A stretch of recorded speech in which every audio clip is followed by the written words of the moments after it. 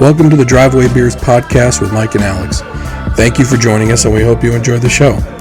Please like, subscribe, comment, and share on any platform that you're listening on. All right, welcome back to another show. Thanks for coming back. It is January 1st, 2023, so I want to wish everybody a Happy New Year. I hope your holidays were great, and we're going to kick off this new year. I'm kicking it off on my own. Mike will be back for the next episode. Got a few things just want to hit on. Kind of recapping some of the things we talked about last year a little bit. One, how did I do betting this year on the NFL? Talk about the Ravens a little bit too, for all you Ravens fans out there. And even a little bit of the playoff implications for this week. Right now, it's Monday night or Sunday night watching the Ravens Steelers right now. Looks like it's going to be 3-3 going into halftime. Getting a little chippy right now. Then I also want to talk about some TV shows and movies that I thought were really good this year. The movie part will probably surprise you. And the TV shows, I thought they made some really, really good TV series. Or at least put them out this year. I thought they did a really good job, and some of them I was super surprised with. Some I watched because my wife wanted to watch them, and they kind of took me by surprise in the fact that I actually liked them as well. And then also talk about some car stuff, because obviously I'm still looking for a car. So oddly enough, as I'm talking, the Ravens just scored a touchdown going into halftime, so it looks like it's going to be 10-3. Going into the half. Let's talk about the Ravens Steelers right now. This is an interesting game right now because Ravens are already in playing without Lamar, and the Steelers are playing basically to get back to 500. I'm not sure if their playoff hopes are still there or not, but if the Steelers don't go 500, this will be Mike Tomlin's first losing season ever, which is incredible in my mind. Mike Tomlin, probably one of the most underrated coaches in the NFL for what he's done. Now, granted, he had Ben Roethlisberger for a good amount of those years, but even when there were years when he got hurt or big pieces got hurt on that squad, managed to keep that team afloat. Never really had to go through a rebuilding period, although I guess we're going to find out if Kenny Pickett's the real deal or not in the coming years, because he got a nice little trial, but I don't know if he's going to be the one they dance with full time, but we'll see.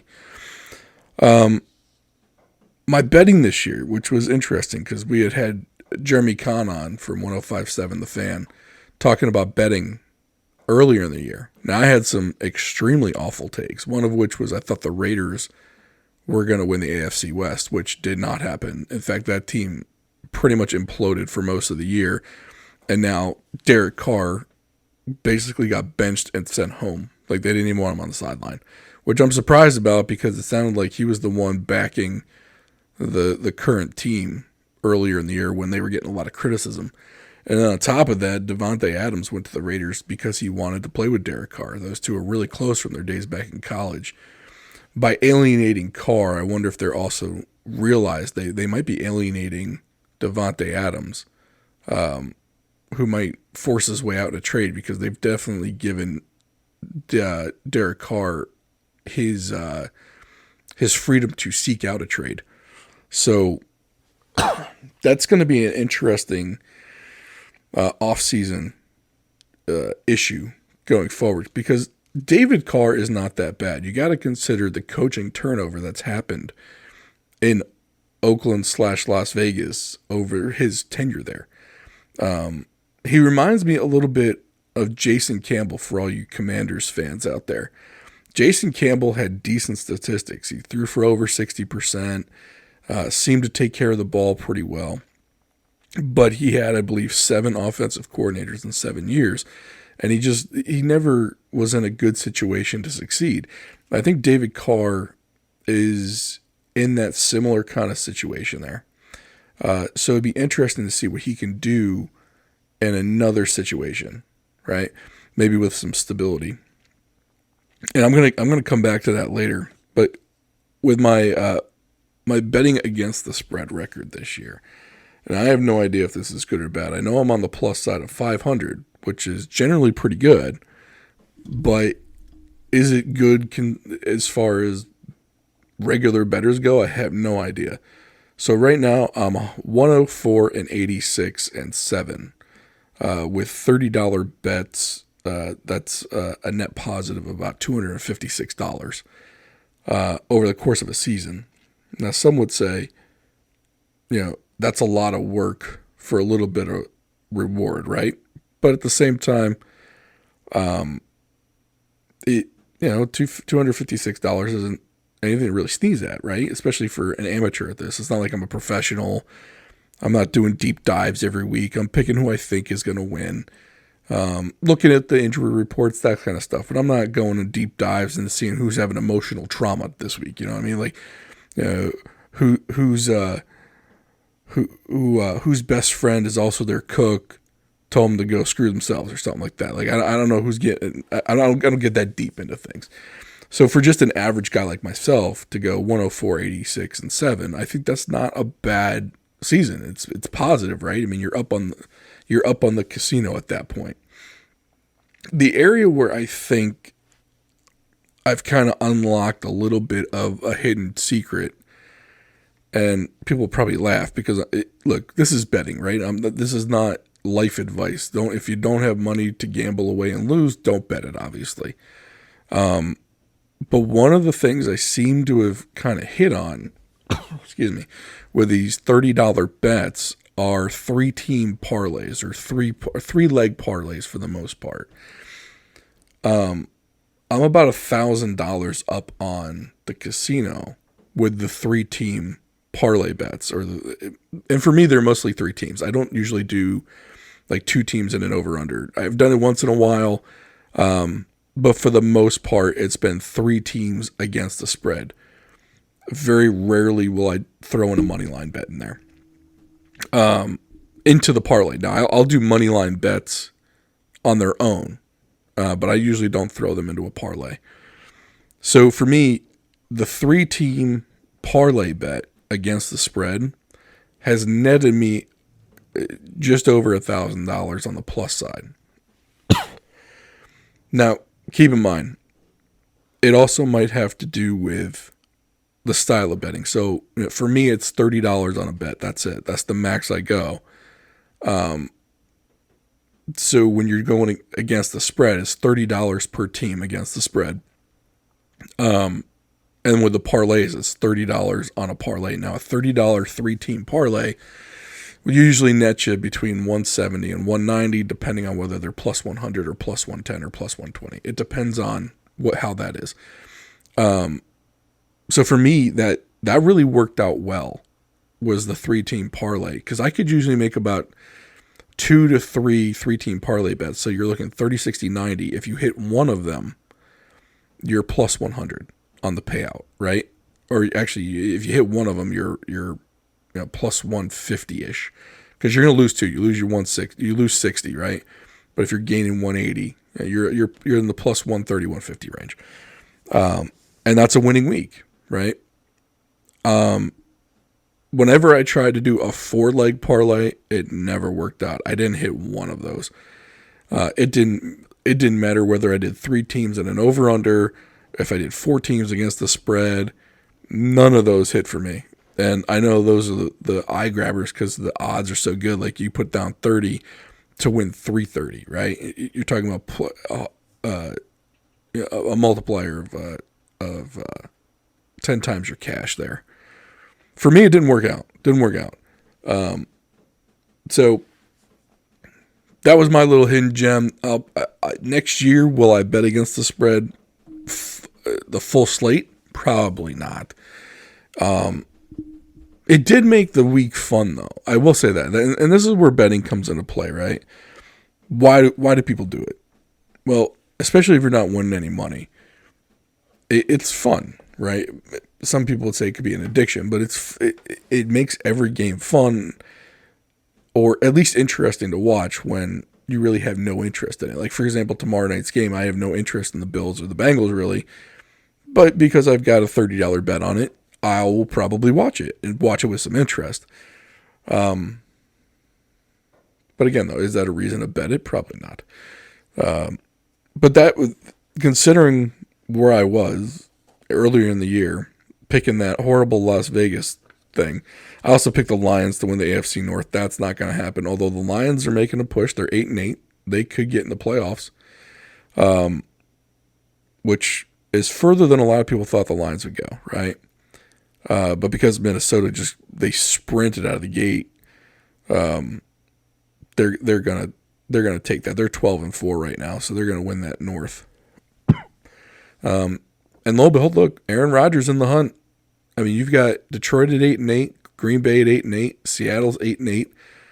I think Giants locked in a spot at 9-6. So there's basically 3 teams going for that last and final playoff spot in the NFC. And never count Aaron Rodgers out. That guy, it's funny. It's like every year that team seems to start off slow, and he goes into the press conference and says, guys, don't worry. It's early. It's early. Well, this year, I mean, they got going a little bit later than they normally would, but it looks like, I mean, if they win, they might be able to sneak in the playoffs, and no one ever wants to face Aaron Rodgers in the playoffs. Just like, look, Tampa Bay at 8-8, if they get in, nobody wants to play them in the playoffs. Nobody. Another surprise team for me this year, the Jacksonville Jaguars. Second half of the season, they've been just on fire. And look, say what you want about Doug Peterson and the way he left Philadelphia, which was strange. For him to go down in Jacksonville and turn Ronnie Bass into something special down there. Next year, if you're playing fantasy football, man, that Lawrence kid better be on your draft board, because they throw the ball around and he's doing really good things down there. I mean, I watched that game today. Granted, it was against the Texans, and they're not playing for anything, but he looked really poised. He looked like the ball was coming out on time, and he looked accurate. So I would say next year you could probably sneak him in your fantasy football drafts. You could probably sneak him in probably, I'd say, rounds 7, 8, 9, 10 even. People saw him, but they're not gonna go reaching for the guy. So that's my thoughts on the NFL season right there. It'd be interesting. The playoffs are going to be fun, especially Ravens are in. Is Lamar coming back is the big question. No one really knows how bad that knee injury is. So it's going to be really interesting to see if he comes back and plays. If he does, that's great for Baltimore, right? If not, I think, and this isn't a knock on Tyler Huntley, who's the backup quarterback for the Ravens, but I think the Ravens got to look at what life without Lamar is going to look like if they decide to go with Tyler Huntley next year, or decide to move on from Lamar and somewhere in the near future. I think with this style offense, it's Lamar or nothing, or it's basically sign Lamar or clean house. As far as like the offensive coordinator goes, the style of offense you're running, you're going to have to clean house, because there aren't many people who are as dynamic as Lamar Jackson that could run this offense. And no, don't get me wrong. I mean, how many people out there are as dynamic as him, right? In his specialty. I mean, the guy's a freak athlete, great arm strength. His accuracy could use a little bit on the deep ball. But there's nothing in the past 3-4 years that would suggest that he's not going to go into the offseason and work on that. He's gotten progressively better, I believe, over the last 4 years. And he cares. He cares about winning. And he's a good individual. I hope the Ravens re-sign him. The problem is I don't think the Ravens are sold completely on him One, because of his injuries the last 2 seasons. Now, if you're going to pay someone, 45 to 50 million a year, which is where this contract is probably heading. I mean, the franchise tag for a quarterback in 2023 is likely to hit $45 million. If you're going to lock up that much money into a quarterback, you would like to have some durability. I'm not going to say durability because he's been fairly durable. It's just the last 2 seasons, but the whole knock on him was he couldn't sustain the style of play for the long haul. And unfortunately, some of those rumors, some of that intuition is coming true, right? But let's say the Ravens decide to move on from Lamar. They're going to put the franchise tag on him regardless, right? But they'll be able to sign and trade him if they do that. One of the things that I thought might be an interesting move, and I'm not an insider, I don't know anything, no one's told me this. Putting my general manager hat on from the basement of my house, which tells you all you need to know about this theory, is what if the Ravens did a sign and trade with Lamar to the Las Vegas Raiders for Derek Carr and Davante Adams? And I know you're screaming at me. The offense isn't set up like that. There's no way. Why would they do that? Well, look, Derek Carr's dead to them anyway, right? He's going to have a fairly friendly cap hit, and he's probably going to be willing to rework the contract to get even friendlier. I believe he's a $35 million cap hit next year. You can probably rework that contract and get it down to about $30 million. Davante Adams, I believe, is a $14 million cap hit. So if you can get that down, you're at $44 million between the two of them. Lamar was going to be a $45 million cap hit. So you get probably the best wide receiver in the game and a very decent quarterback, right? You're going to let Greg Roman go. That's pretty much known. The new offensive coordinator coming in is going to want a more standard quarterback, more of a pocket passer. Most coordinators in this league, that's what they want. And you're going to keep the two guys that want to be together. It keeps them happy, right?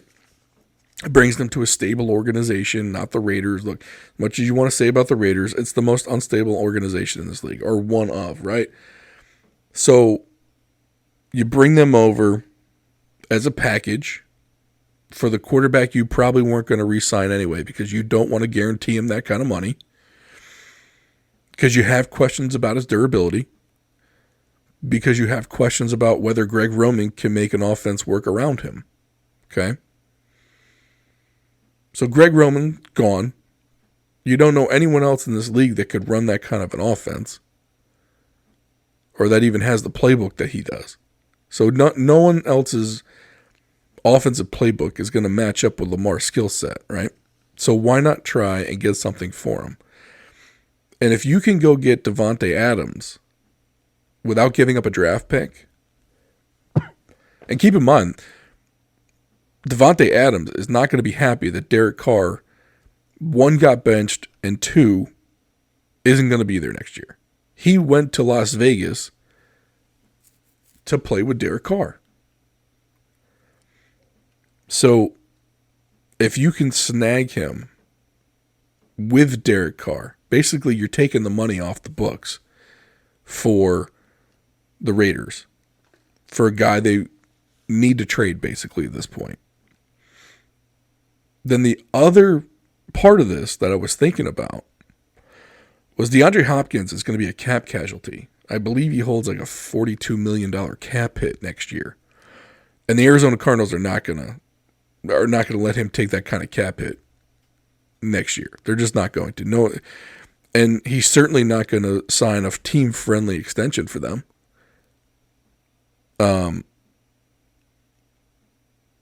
So what if you could sign him as a free agent after you have Derek Carr and you bring in Davante Adams?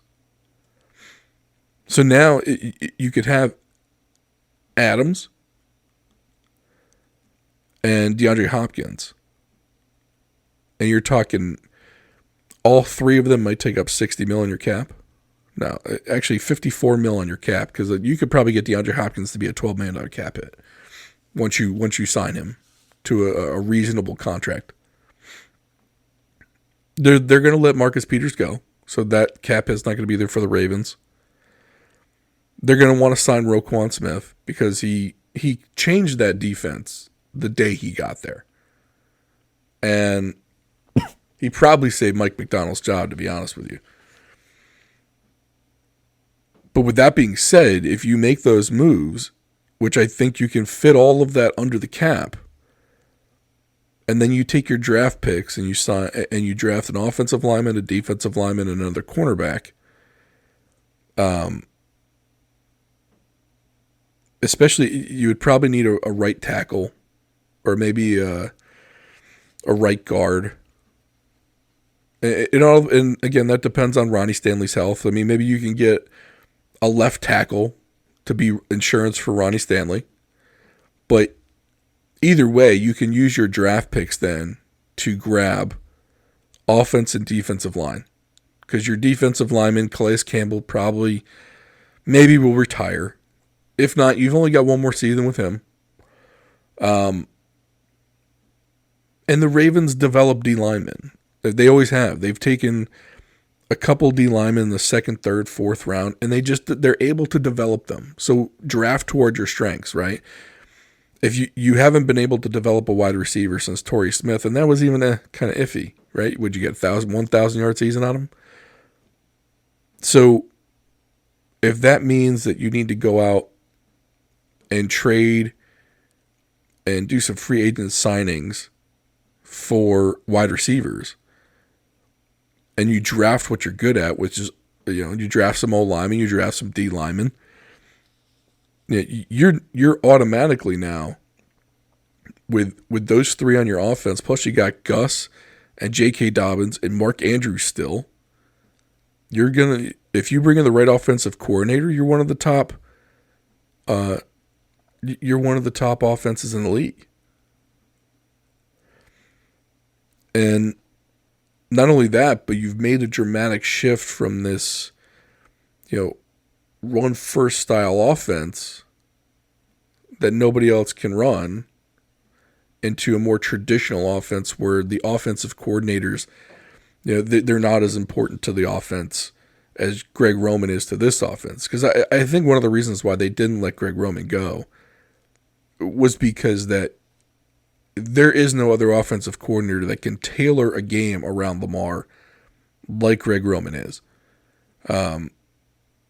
But some would say his offense has been to the detriment of Lamar because he hasn't had to make those passes, right?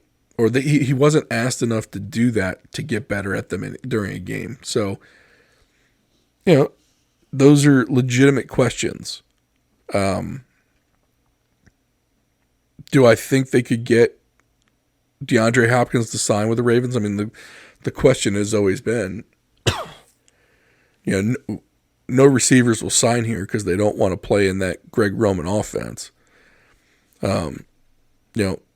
Marquise Brown wanted out of Baltimore, not because of Lamar, but because of the offense with Greg Roman. He knew, he had 1,000-yard season, but I think he kind of saw in the back of his mind that was not going to be the norm. That was going to be the exception. But now if you bring in a new offensive coordinator, you bring in a quarterback that, has had a 4,000-yard passing season. He's completes 65% of his passes with the exception of this year. You've got another legit wide receiver on the other side in Devontae Adams. I think this signing with the Ravens now becomes a very intriguing possibility for DeAndre Hopkins. But whether that's even something on Eric DeCosta's mind, I doubt it. I doubt it because you would literally have to be thinking completely outside the box. Outside of anything that's on your roster right now, basically. And again, I have no idea. I don't have any insight to this. I haven't heard anyone even talking about it. So again, from my GM chair in my basement, that's a direction I would go and at least explore. Because once you brought in Derek Carr, who for the most part people think highly of, he's a good individual. Once you bring him in with Devontae Adams is the key to all this, right? Because once you bring him in, you get rid of the notion that receivers don't want to come to Baltimore. Well, he's here and he's signed. And you've also got Rashad Bateman already on the roster. So even if you don't bring in D-Hop, you'll have Adams, Rashad Bateman if he can stay healthy, Duvernay. And now you're placing these guys maybe in their more correct slot. And rather than a 1 and a 2, they're now a number 2 and a 3. Duvernay goes in the slot. Bateman's the other out wide receiver. And, and maybe that allows them to flourish. Plus, I mean, shoot, they found a nice receiver in this Robinson kid, right? So now you go from having one of the worst wide receiver rooms to having one of the best. And if you bring in, DeAndre Hopkins, that's what I'm saying. You automatically become one of the best offenses in the league. But that's my thoughts on that. Will they do it? Doubt it. But maybe they'll think about it, because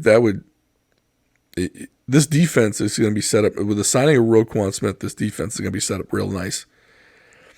This defense seems to really be playing well under Mike Macdonald's defense now. Everyone's going to point to the early season letdowns with the lost leads and all that stuff, but yeah, they seem to have kind of gotten over that. And when you let Marcus Peters go, as much as he makes big plays, he also makes some bonehead plays. And it seems to be like every other week.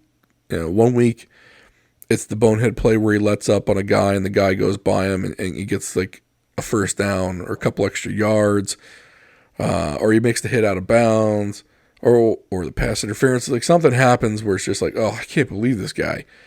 But then there's other weeks where he's pulling out a game-winning interception, right?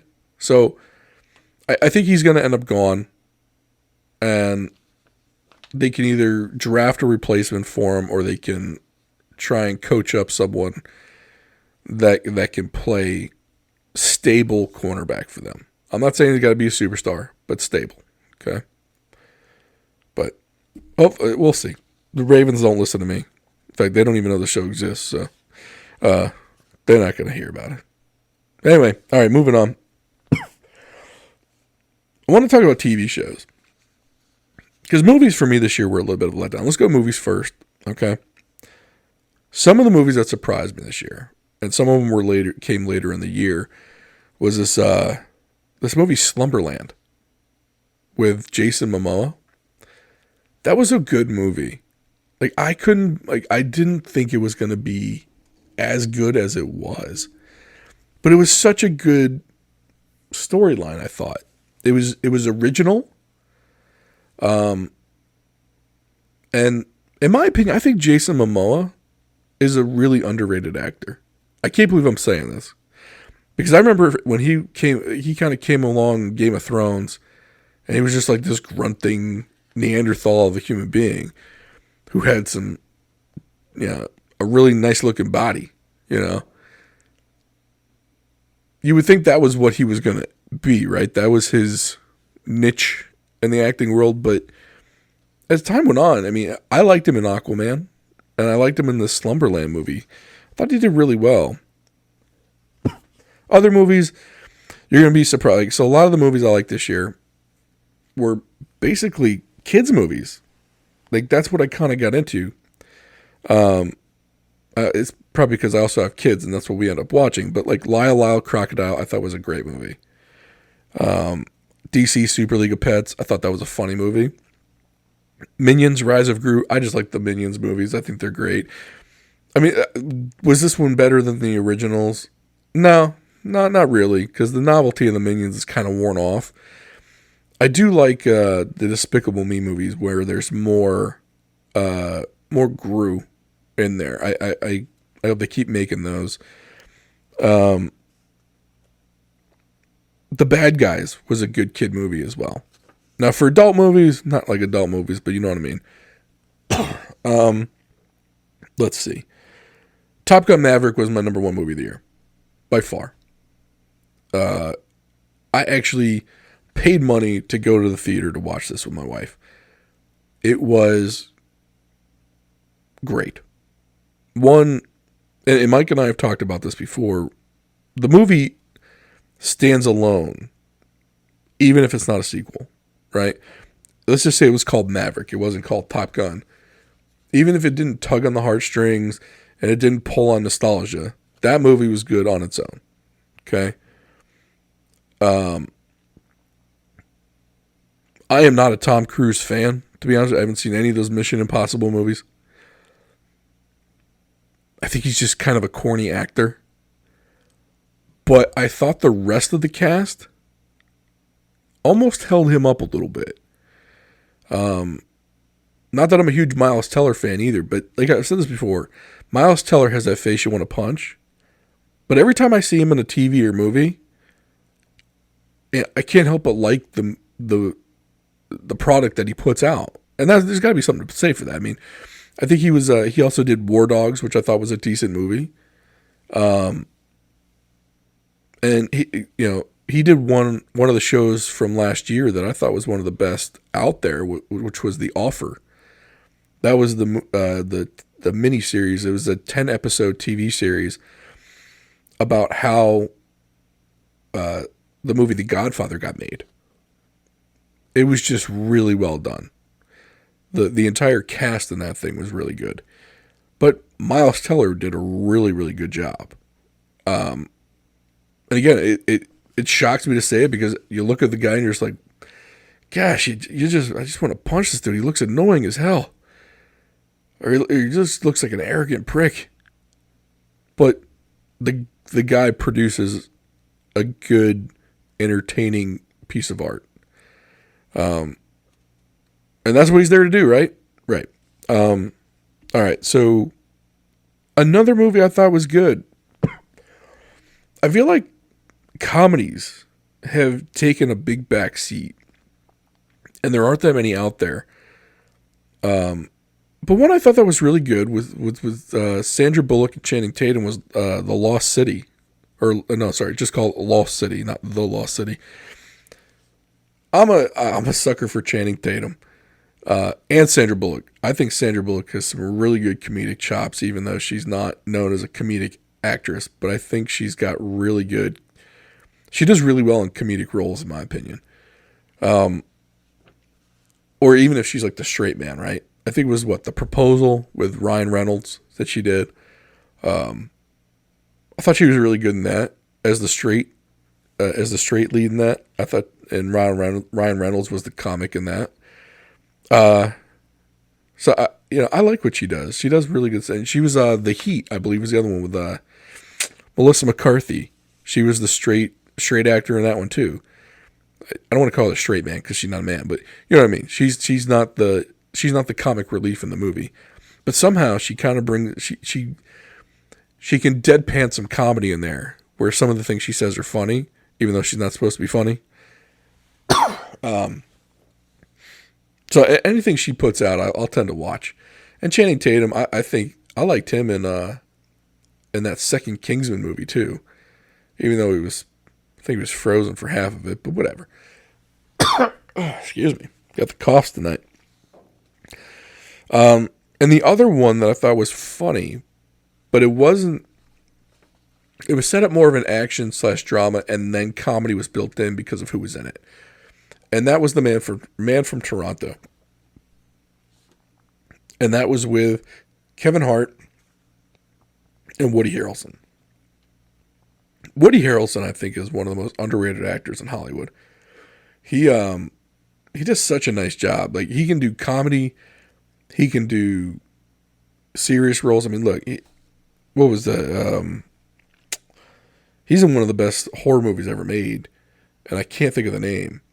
But it's like him and Jesse Eisenberg. And that name will come to me in a little bit. But he did those movies and You Can't See Me, the ones with the magicians, the two with the magicians. I thought those were really good movies. That most people wouldn't think would be good movies. So those are some of the movies. Now, the TV shows that I watched. This year, we watched we were watching the making. So the TV show, The Chippendales, is basically the documentary or the dramatization of how Chippendales came to be. It wasn't about just dudes dancing around. But it was really interesting to watch that. I'm still watching that. I haven't finished it yet. I mentioned The Offer before. Yellowstone was a big one for us this year. I think we watched about 3 seasons of that, maybe 4. We're up to the current season, whatever it is. We really enjoyed that much more than we thought we would. The lady that plays Beth in that, the daughter, man, she's scary. Like, she scares the crap out of me. Like, there are people out there like that are just so cutthroat and everything like that, and they just go for the jugular, whatever they're doing. Man, that's scary. But she plays that role really well. And one we just got done with. There's 2 seasons of it, and I thought I was going to hate this. Only Murders in the Building. Only Murders in the Building, at least from the commercials I saw, it looks so corny. It has Steve Martin and Martin Short, who seem to want to do everything together now. And look, I'm a huge fan of that old movie, The Three Amigos, which they're both in with Chevy Chase. And Steve Martin did, The Jerk and a bunch of other movies from like 80s, 90s, even the 70s. I mean, the guy is a legend. Martin Short wasn't really my cup of tea. But Steve Martin, I thought, was always phenomenal. But then toward his later years, he started doing more of the stuff with Martin Short. That was just kind of more about them being really, really silly. Which I guess is on par with them. It just wasn't as funny as it was for them in the past. So we got the recommendation to watch Only Murders in the Building. And are they corny together? Yes. But Selena Gomez in that really kind of pulls them together. It's like they know they're corny, and she kind of pulling them, reining them in in real time in the show. So it's just a really interesting dynamic. And it's a show about basically a building in New York City. And I'm going to get to that in a minute too. And there's a murder in the building. And then these guys start a podcast to basically try. It's like one of those murder mystery podcasts where they try and figure out who the killer is. And they do. And then they, oddly enough, they do a second season because there's another murder in the building. And then they're the ones that are accused of doing it. And I don't want to give away too much, but it's really well done. And something that should probably have only been 1 season. They did a second season, which I thought was just really as good as the first. And that's saying something. By the way, that Woody Harrelson movie, Zombieland, which is amazing. So, he's also in, I forgot, Natural Born Killers. I forgot, he's in White Men Can't Jump. Now You See Me is the magician movie. He was in No Country for Old Men. Good gosh. And Kingpin. How could I forget Kingpin? So the guy's got a list of movies that he's done is amazing. So Woody Harrelson, one of my top actors. Um, but anyway, so Only Murders in the Building so it's funny. It's based off a podcast. Oddly enough, so I'm a podcast talking about a TV show about a podcast. But anyway, just if you're not watching it, watch it. You'll like it. It's nice and light too. I know it's about murders and all, but it's when you watch Yellowstone, it's a heavy show, right? There's a lot going on, a lot of drama. There's some drama in Only Murders in the Building, but it's light drama. Like I will say this, those two definitely bring some levity to the show, where it's serious but not serious, right? And there are good twists and turns to it, which I thought was great. So those are my movies to watch or TV shows to watch. Now there are some movies I want to see.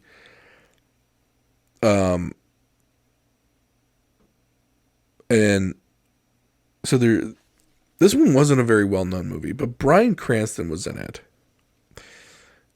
And it was called Jerry and Marge Go Large. And it's about these two retirees that basically try and hit it big by playing the lottery. And they found a system where they can win a little bit at a time, And I just thought, Bryan Cranston's such a good actor. It's like, why would he do this kind of movie? Like this, really, it didn't get much publicity. I think it went straight to Netflix or something. I was like, why would he do this? But it looks really interesting. It's something that hasn't been done before.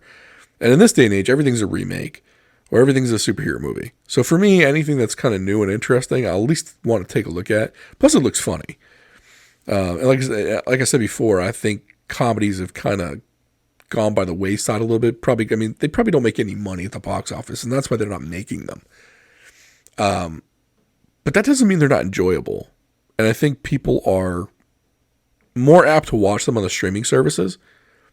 The problem for streaming services is they can see how many people watch them because they keep a log of it, but they don't know if it's going to be successful until they put it out there. And then even if you put it out there, if you don't promote it like a regular movie, how are people going to know to go watch it?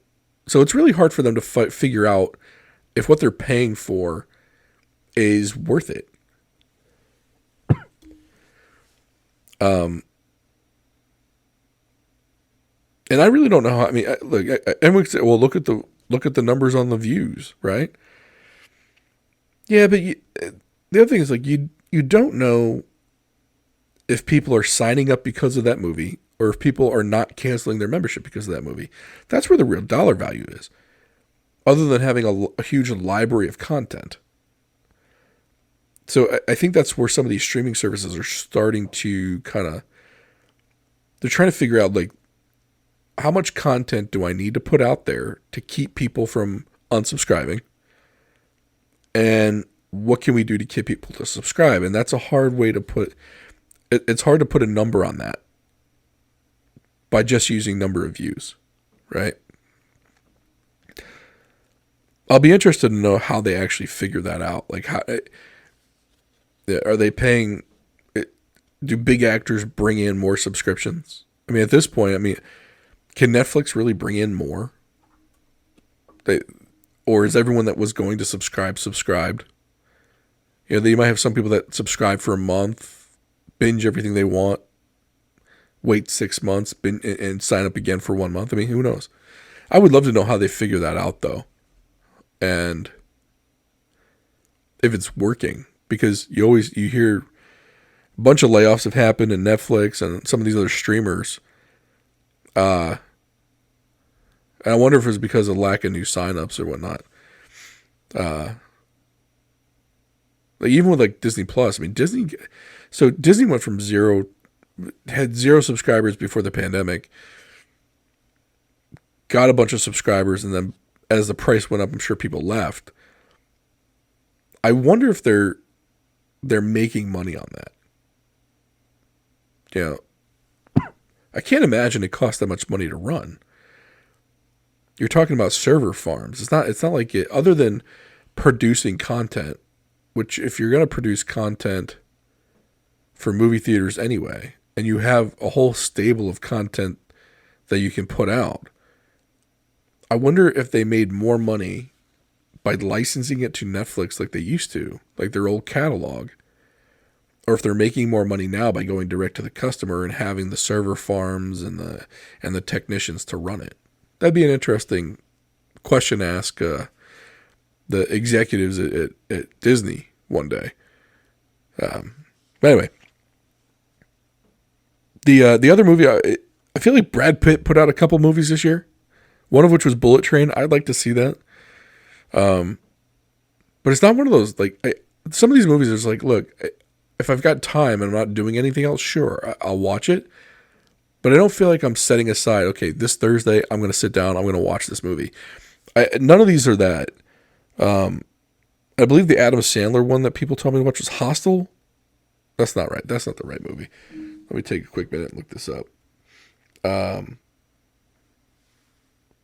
like, I feel like there's nothing out there other than Top Gun Maverick, which I actually went to the theater for, that's been saying, hey, look, you gotta set aside some time and you gotta watch this. This is a must-see movie. By the way, the Adam Sandler one is called Hustle. I just couldn't read my own handwriting. Someone told me that was a very good movie. I feel like Sandler's last couple of movies, like Uncut Gems, I heard was phenomenal. And then you've got this one with Hustle. Like, these are more serious roles. Another comedian that kind of went that route was Steve Carell. Where, yes, he was still funny in these movies, but the role was more of a straight role. It wasn't a comedic role. He brought some comedy to it with his delivery of certain lines, but it wasn't meant for him to be comedian first, actor second. I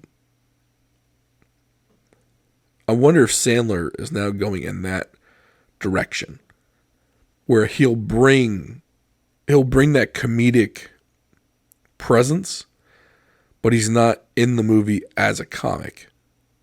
And I think for Carell, that was a great pivot for him. Like, he was doing the 40-year-old virgin. Yeah, that was a pure comedic role, right?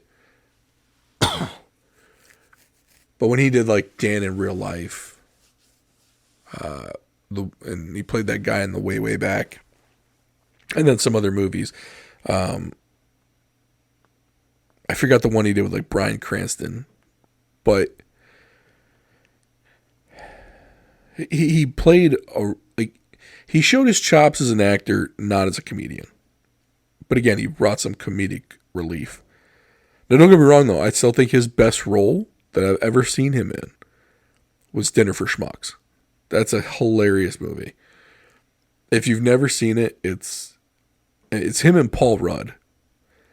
And for me, that was such a well-written movie. Like, it's a silly movie. It's a super silly movie. But it was really well done. Like, it's not one of those, like, cheap comedy movies that's, it was done really well. But that's me for movies. I'm still watching this Ravens game while I'm recording this. Right now it's 13-3, I believe. Waiting for the replay to end. TJ Watt just blasted Tyler Huntley. Morgan Moses just getting worked by this dude. Which doesn't surprise me. TJ Watt's one of the best defensemen in the league, for crying out loud. Like, give Morgan Moses some help. Put a tight end on his side. But what do I know? I'm not an NFL coach, but that's 13-6, by the way, not 13-3. I will say this, Tyler Huntley looks better than he has in the past few weeks. He looks like he's settling in. And maybe Greg Roman is kind of giving him some plays that better suit his ability. He's really hitting Mark Andrews and Isaiah Likely. Not really focusing on the wide receivers. Not trying to even get him the ball. but they're up 13-6. Which, by the way, if they win this game tonight, which, I mean, we got a minute left in the third, so there's still a lot of time left. That early season call where I said the Ravens would win over 10 games, well, this will get them to 11. So this will be one of the preseason bets that I put out there that'll win. The Lamar for MVP, definitely not going to win.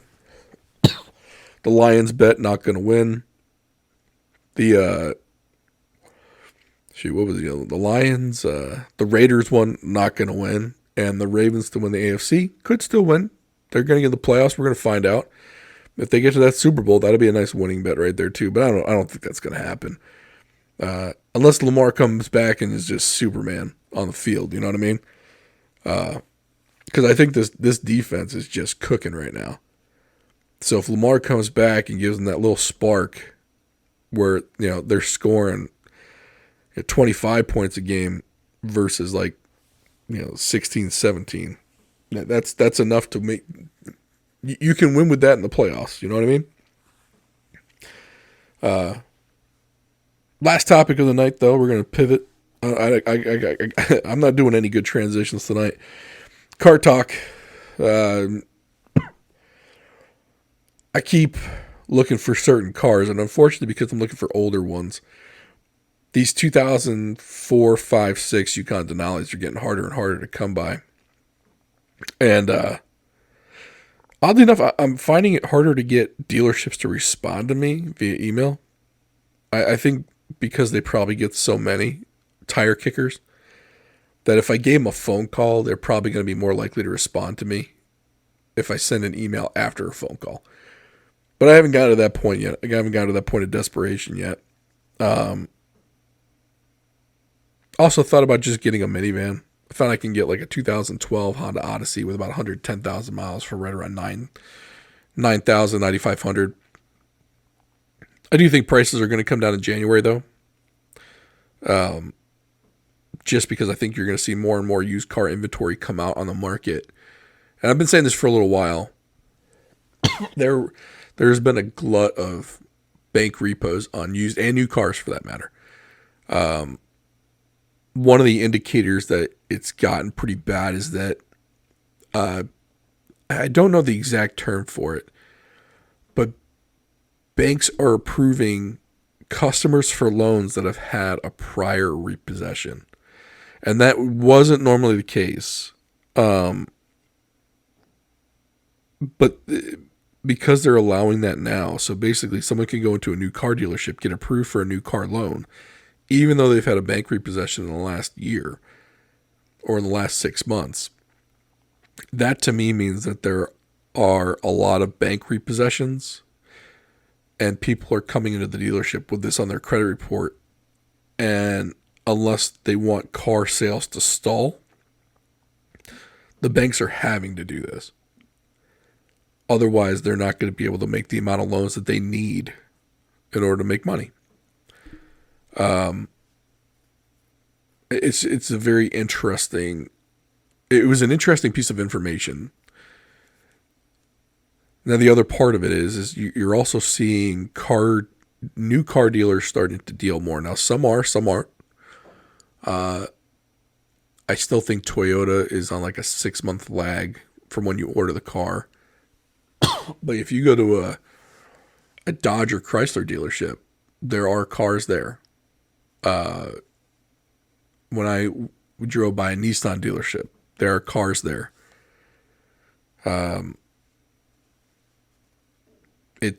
You're not seeing car dealership lots like they were over the past 2 years where they had maybe 5 or 6 cars in the front of the building and they were spacing them out. Like there were 3 parking spots between each car just so they had something to show in the front. That's not the case anymore with most dealerships. I'm seeing, at least in my area, and I'm out of Annapolis, just outside of Annapolis, Maryland, and I'm seeing more and more cars on car lots.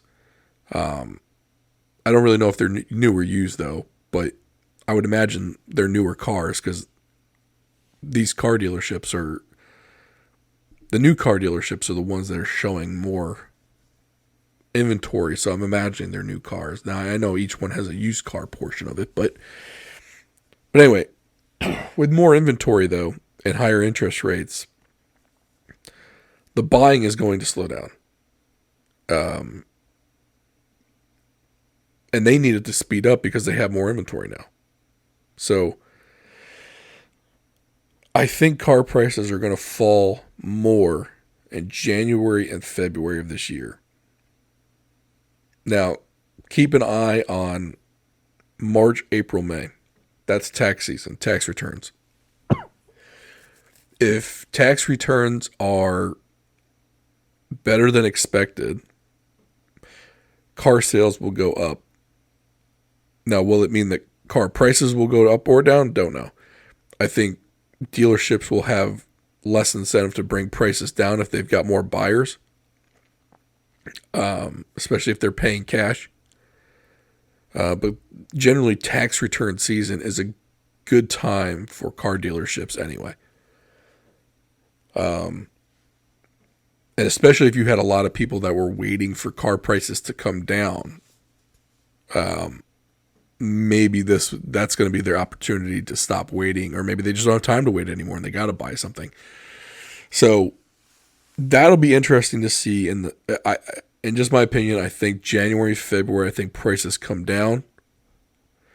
They're already coming down wholesale at the car auctions. They've come down. They've been coming down for the last 6 to 8 months.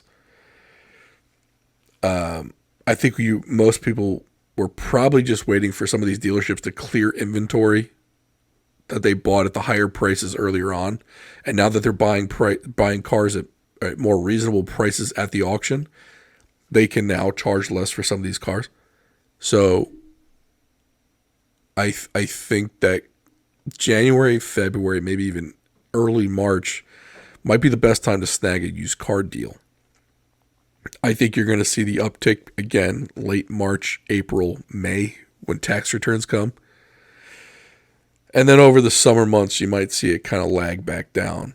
But you've also got the new cars, the new model years coming through. So that might be an incentive for these car dealerships to get rid of last year's models as well.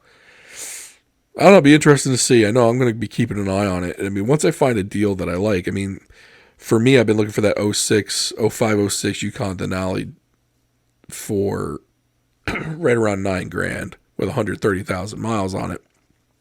But, I might stop waiting around because those are getting fewer and further between to find. And in my area, I think I found 3, and they were beat up. And that's another thing. The interiors in these things get beat up. The paint gets beat up. I mean, shoot, you're talking about a 15, 16-year-old car at this point. I mean, unless it's been garage kept, I mean,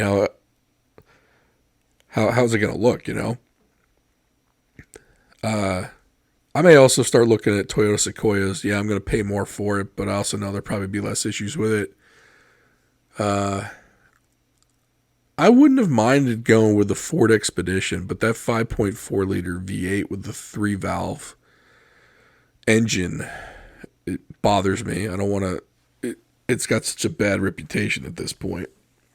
But that being said, I'm sure there's so many people that have had these things that nothing has ever happened with those engines. So I'm probably being over dramatic with that.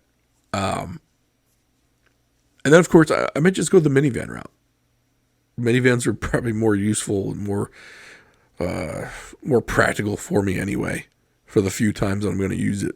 So I don't know. I might be the most indecisive person when it comes to buying a 3-row third vehicle, but I think Mike and I have been talking about this for almost ever since we started this podcast. Probably a little bit later than that, so probably about at least a year. So, but anyway, I appreciate you listening. Sorry if this was a little bit slow and monotonous and hearing my voice drone on, but I appreciate you being here with me. Appreciate you listening. Please like, subscribe, comment, share. Mike will be here on the next one. I appreciate you listening. Happy New Year to everybody. Hope your holidays were great. I hope everyone gets good health, gets what they need, and maybe a few things they want.